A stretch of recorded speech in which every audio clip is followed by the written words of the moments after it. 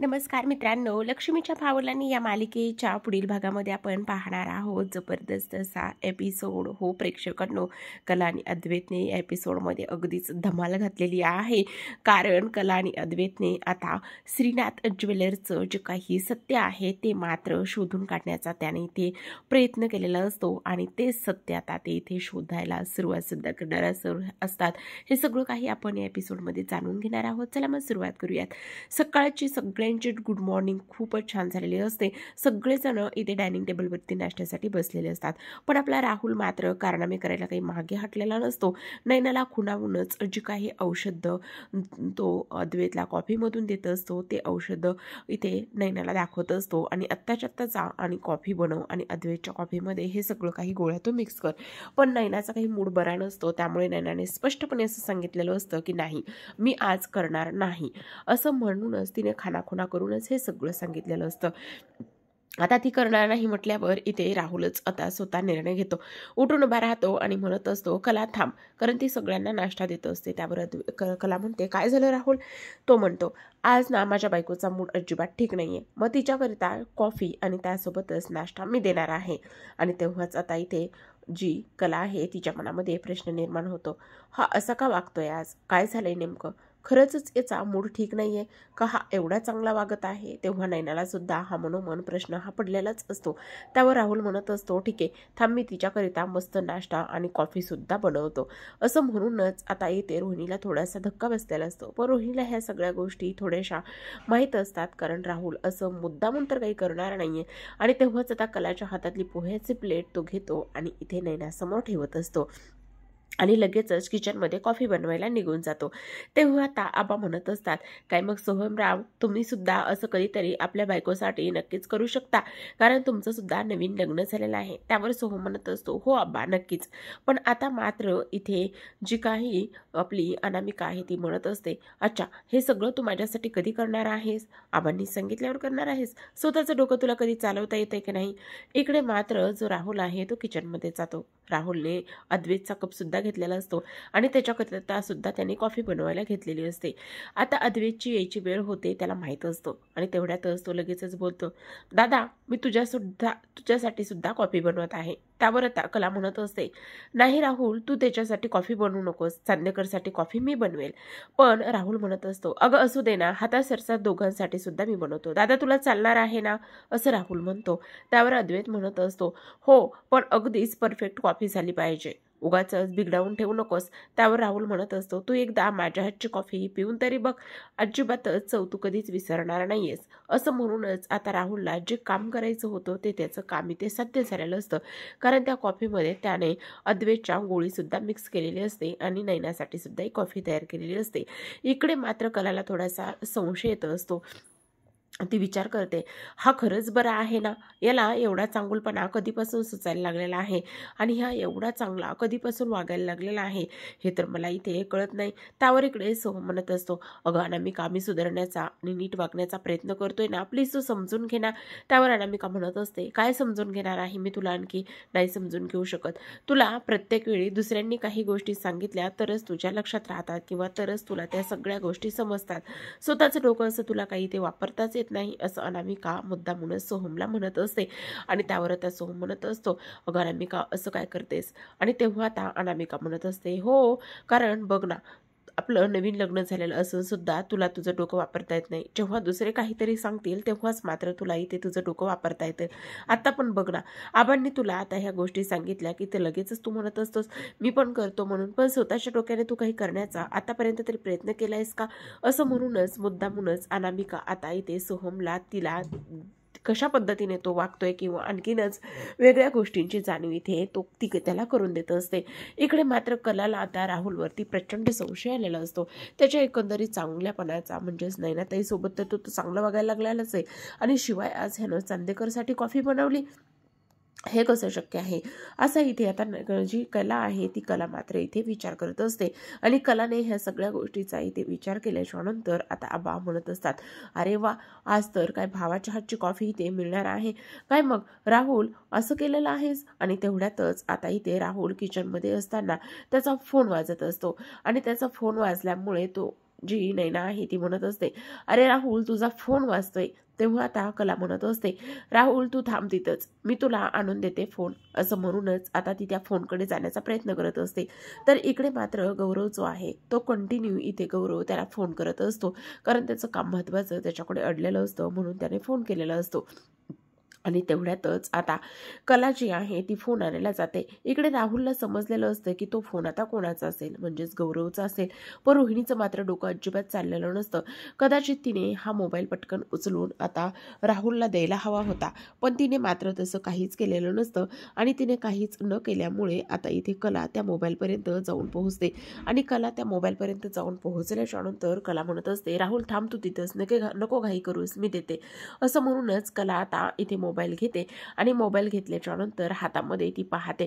तर पाहिल्याच्या नंतर इथे मात्र त्या मोबाईलवरती नाव शो होत असतं, ते म्हणजेच की जीपी नाव. म्हणजेच हे फक्त इनिशियल अक्षर आहे, हे कोणाचं असेल आणि त्यासोबत जीपी म्हणजे नेमकं कोण, असं कलाच्या मनामध्ये प्रश्न येतो. पण आता जीपी हे फक्त नाव ती पाहते आणि तेवढ्यातच राहुल धावत येतो. राहुल धावत आल्याबरोबरच तिच्या हातातून तो मोबाईल हिसकावून घेतो. मोबाईल हिसकावून घेतल्याबरोबरच तो खिशामध्ये ठेवत असतो. नाही तो फोन उचलतो किंवा नंतर करतो किंवा त्या कॉलला कसलाच तो रिस्पॉन्स करत नाही. आता त्या कॉलला त्याने कसलाच रिस्पॉन्स न केल्यामुळे मात्र कलाला थोडंसं ही गोष्ट खटकलेली असते. तिच्या मनामध्ये ह्या सगळ्या गोष्टी येतात. अगं हा असा काय आहे आणि हे असं माझ्याकडून ह्याने असा मोबाईल हिसकावून घेतलाय, नेमकं काय चाललेलं आहे, असा कला विचार करते. तेवढ्यातच आता राहुल इथे मामीला म्हणजेच रजनी मामीला सांगत असतो, रजनी मामी प्लीज अंजूला सांगून तू माझा इथे नाश्ता माझ्या खोलीमध्येच पाठवून देशील का, कारण मला महत्त्वाचं काम आहे आणि महत्त्वाचा कॉलसुद्धा घ्यायचा आहे. असं म्हणूनच आता जो राहुल इथे त्याच्या बायकोसाठी नाश्ता सर्व करत असतो, त्याच्या भावासाठी आणि त्याच्या बायकोसाठी किचनमध्ये 10 ते 15 मिनिटं थांबून कॉफी बनवत असतो, तो राहुल अक्षरशः इथे नाश्ता करण्यासाठी थांबत नाही. हीच गोष्ट आता इथे कलाला थोडीशी खटकलेली असते. ही गोष्ट कलाला खटकल्याच्या नंतर राहुल तिथून निघून जातो. पण कला मात्र विचार करते, जीपी कोण असेल, आणि हाच विचार तिच्या मनामध्ये खटकत असतो. तर आता इकडे सगळ्यांचे नाश्ता वगैरे झालेले असतात आणि अनामिका आता सोहमची वाट बघतच खोलीत बसलेली असते. जसाच सोहम खोलीत येतो तसाच मुद्दामून फोन कानाला लावते आणि फोन कानाला लावून अगदीच नाटकी स्वरूपात ती बोलायला सुरुवात करत असते. ती म्हणते, अगं ऐक ना, आता इथे माझ्या नवऱ्याला मी आवडतच नाही. खरंच माझं सुंदरता त्याला आवडत नाहीये. मी खरंच एवढी घाण आहे दिसायला किंवा मी एवढी क्रूप आहे दिसायला. मी सुंदर असते तर माझ्या नवऱ्याला मी आवडले असते ना गं, पण काय करू, बिचारा माझ्यामुळे किती सहन करतोय. पण आमच्या लग्नाला एवढी वर्ष झाली, पण आतापर्यंत आमचं नातं आहे तिथेच आहे. आमच्या नात्यामध्ये खूप जास्त तणाव आहे, खूप जास्त दुरावा आहे, ह्या सगळ्या गोष्टी इथे ती बोलत असते. तेवढ्यातच आता इथे सोहम आलेला असतो आणि सोहम आल्याबरोबरच लगेचच तो त्याचा मोबाईल हातात घेतो. त्याचा मोबाईल हातात घेतल्याच्या नंतर तो एक गोष्ट करत असतो आणि ती गोष्ट म्हणजेच की निलेशला लगेचच तो मेसेज करतो, निलेश मला तुला आत्ताच्या आत्ता भेटायचं आहे, असा मेसेज केल्याच्या नंतर आता इकडे अनामिकाचं काम तर अगदी चोख पद्धतीने पार पडलेलं असतं. आता कलाला खाली राहुलच्या वागण्याबद्दल थोडासा संशय आलेला असतो आणि कलाला संशय आल्याच्या नंतर ती आता खोलीमध्ये येते. खोलीमध्ये आल्याच्या नंतर इथे ती अद्वैतशी बोलते. त्याच विषयावरती सुरुवात होत असते बोलायला. ती म्हणते, अरे अद्वैत, मला तुला आत्ता खाली घडलेली एक गोष्ट सांगायची. त्यावर अद्वैत कामातच असतो पण हू करून ऐकतो. कला म्हणत असते, अद्वैत तू माझं ऐकून तरी घे ना. आत्ता खाली जेव्हा राहुलच्या मोबाईलवर फोन आला होता तेव्हा मी तो मोबाईल हातात घेतला तर त्यावरती जीपी असं नाव इथे मला दिसलं. मग जीपी म्हणजेच कोण, त्यावर अद्वैत म्हणत असतो, काही काय, मी पण तिथेच होतो ना. त्यावर कला म्हणते, हो पण जीपी म्हणजे गौरव परांजपे असं असू शकत नाही का. तेव्हा आता अद्वैत म्हणत असतो, जीपी म्हणजे गंगाधर पाटील, त्याचबरोबर गौतम पाटील, त्याचबरोबर गौतम असं वगैरे वगैरे ह्या सगळ्या नावांनी तो इथे बोलत असतो. पण आता मला एक गोष्ट सांग, मी तिथे होतो तेव्हा मला काही वाटलं नाही, पण तुला असं का वाटतंय. त्यावर आता कला म्हणत असते, हो त्या सगळ्या काही गोष्टी जरी खऱ्या असल्या तरी सुद्धा मला डाऊट येतोय, कारण त्याने तो फोन न उचलता लगेचच खिशामध्ये ठेवला आणि खिशामध्ये ठेवल्याच्या नंतर परत तो फोन वाजला पण त्याने तो फोन रिसीव्ह केला नाही आणि लगेचच त्याच्या खोलीमध्ये आला. मग मला सांग, हे संशय खरं आहे का नाही, आणि जीपी असं कोण नाव सेव्ह करतं. आता आपण सगळ्या गोष्टींचा शोध घ्यायचा ठरवला आहे ना, मग तू असं का करतोस चांदेकर. त्यावर आता इथे तो बोलत असतो, हे बघ, मी तुझ्या बहिणीवर संशय घेतला नाही ना, त्यामुळे तू माझ्या भावावर संशय घेऊ नकोस. पण कला म्हणत असते, हे बघ, संशय घेण्याचा विषय नाहीये, पण तुला एक गोष्ट इथे समजते का, हे सगळं ह्या पद्धतीने झालेलं आहे. त्यावर आता इथे अद्वैत म्हणत असतो, हे बघ, तो माझा भाऊ आहे आणि ती तुझी बहीण आहे, आणि सर्वात महत्त्वाची गोष्ट म्हणजेच की आता आपण आपल्याच माणसाबद्दल असे संशय घेत राहिलो तर मग काय होणार. नात्यामध्ये असे संशय घेणं चुकीचं आहे. त्यावर कला म्हणत असते, हो, ते सगळं जरी खरं असलं तरी सुद्धा ह्या सगळ्या गोष्टींच्या सत्यापर्यंत जाण्याचा मी प्रयत्न करणारच आहे, तू कितीही काही म्हण. त्यावर आता अद्वैत म्हणत असतो, हे बघ, तुझी आई आली होती त्यावेळेस सुद्धा मी इथे त्यांची समजूत घातली, त्यांच्या बाजूनी बोललो ना, पण तू फोन केला होतास का तुझ्या आईला. तेव्हा कला म्हणत असते, नाही, आई खरंच खूप काळजीत असेल. तेव्हा अद्वैत म्हणतो, चल मग आत्ताच्या आत्ताच जाऊन आपण तुझ्या आईला भेटून येऊयात. असं म्हणूनच ते आता इकडे खऱ्यांकडे निघालेले असतात. इकडे मात्र संगीताने सकाळीच सगळ्यांसाठी नाश्ता बनवलेला असतो आणि तेव्हा दोघांसाठी म्हणजे दिनकरराव आणि काजलसाठी नाश्ता ठेवूनच इथे ती आता किचनमध्ये जात असते. आणि किचनमध्ये जात असताना आता दिनकरराव म्हणत असतात, अगं संगे, तू पण थोडंसं खाऊन घे ना. त्यावर काजल सुद्धा म्हणत असते, अहो खरे बाई, असं काय करताय, तुम्ही सुद्धा थोडंसं खाऊन घ्या, असं जाऊ नका ना. त्यावर आता इथे संगीता म्हणत असते, नाही नको, माझी भूकच मेलेली आहे, मला खाण्याची अजिबातच इच्छा नाहीये.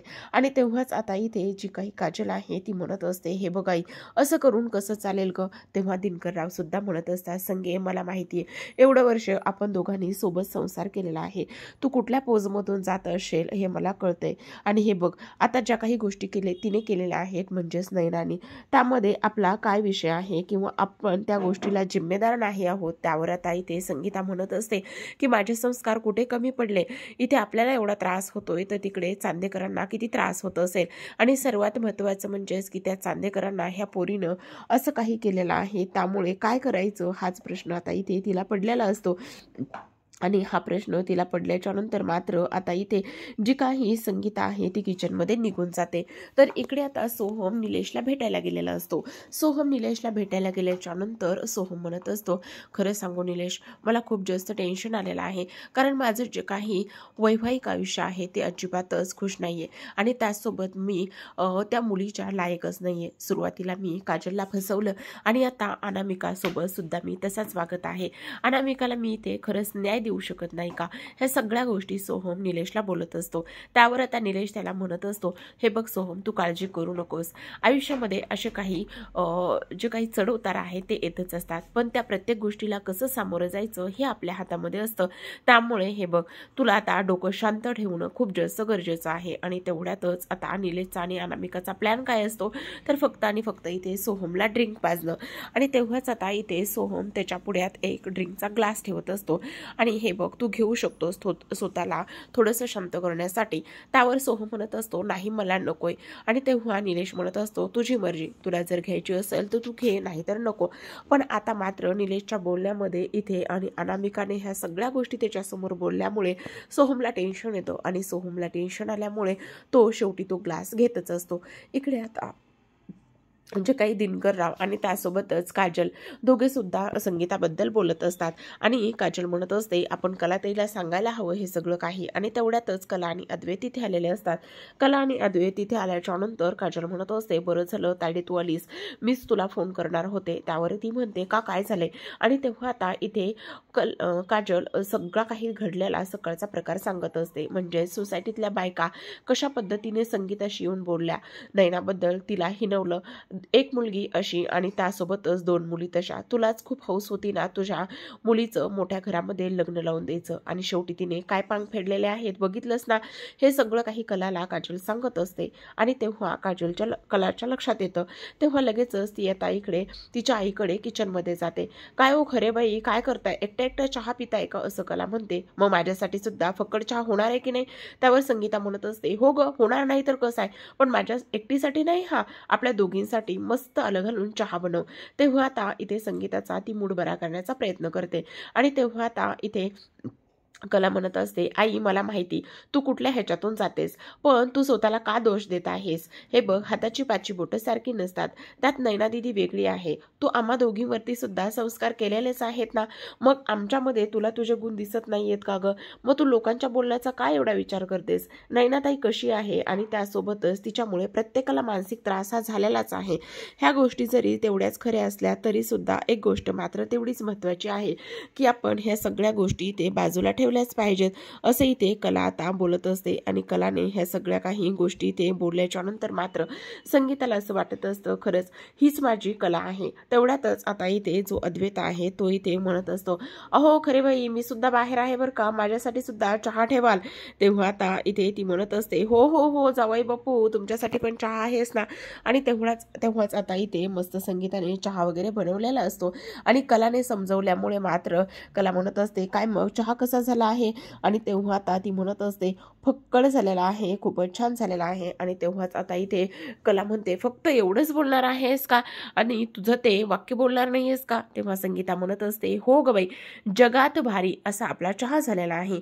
असं म्हटल्याच्या नंतर आता इथे संगीताच्या चेहऱ्यावरचा आनंद मात्र कलाने आणि अद्वैतने मिळून परत आणलेला असतो. कला आणि अद्वैतने हा आनंद परत मिळून आणल्याच्या नंतर आता त्यांची परत जाण्याची वेळ आलेली असते.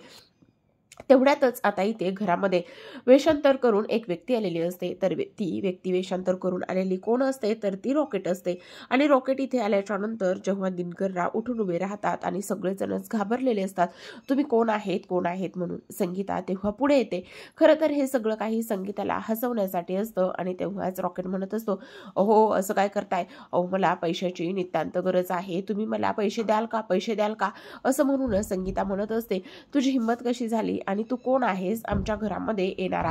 तेव्हाच आता इथे रॉकेट स्वतःचं जे काही केसाचं मास्क आहे ते बाजूला करतो. आणि केसाचं मास्क इथे बाजूला केल्याच्या नंतर आता म्हणत असतो, अहो असं काय करताय, मी तर रॉकेट आहे.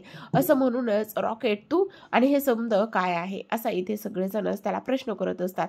त्यावर रॉकेट म्हणत असतो, मला ना खूप कर्जबाजारी झालोय मी, मला पैशाची नितांत गरज आहे.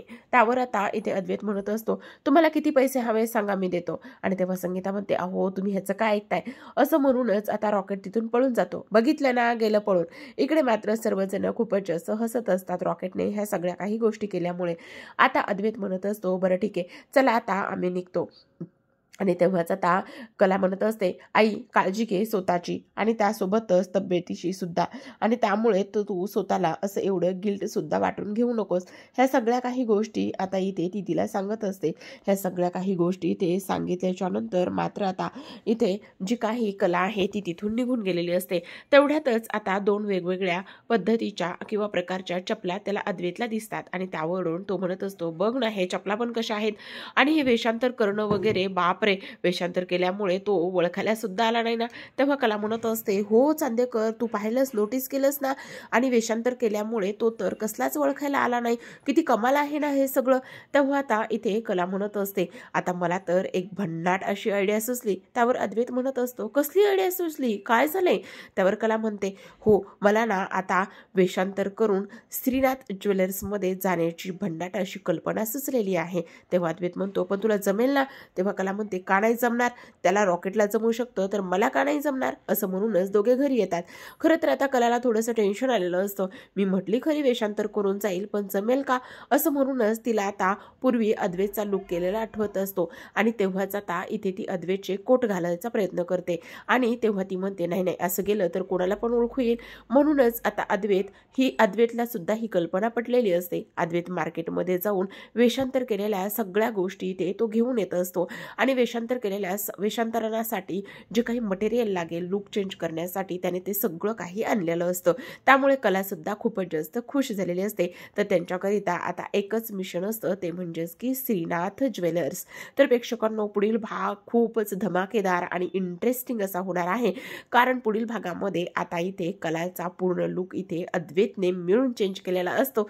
कारण कला ही कला वाटतच नसते आणि अद्वैत हा वाटतच नसतो. खूपच भन्नाट असं हे दोघे सुद्धा दिसत असतात. आणि हे दोघे एवढे भन्नाट दिसत असल्या कारणाने आता मात्र कलाने अद्वैतला आणि अद्वैतने कलाला ह्या दोघांनी एकमेकांना व्यवस्थित पद्धतीने सेट केलेलं असतं, लुक चेंज केलेला असतो. आणि तेव्हाच आरशामध्ये दोघं सुद्धा एकमेकांना पाहत असतात. आरशामध्ये दोघांनी एकमेकांना पाहिल्याच्या नंतर मात्र कला म्हणत असते, वा चांदेकर तू तर काय भारी दिसतोय, काय कमाल दिसतोय. त्यावर आता अद्वैत सुद्धा म्हणत असतो, वा तू सुद्धा खरे एकच नंबर दिसत आहेस बघ. आता मात्र तिथे गेल्याच्या नंतर आपल्याला कोणीही ओळखू शकणार नाही असं इथे दोघे सुद्धा बोलत असतात.